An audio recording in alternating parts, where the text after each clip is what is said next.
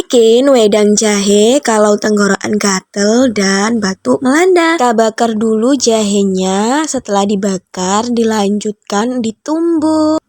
Menumbuk jahenya sudah selesai, kita masukkan ke dalam gelas. Terus iris-iris gula merah. Untuk takarannya kita kira-kira aja ya guys. Terus kita masukkan ke gelas dan ditambah sedikit garam. Secukupnya, sedikit saja. Terus masukkan air. Pakai air mendidih ya. Jangan lupa diaduk-aduk. Sudah jadi, kita minum. Bismillahirrahmanirrahim.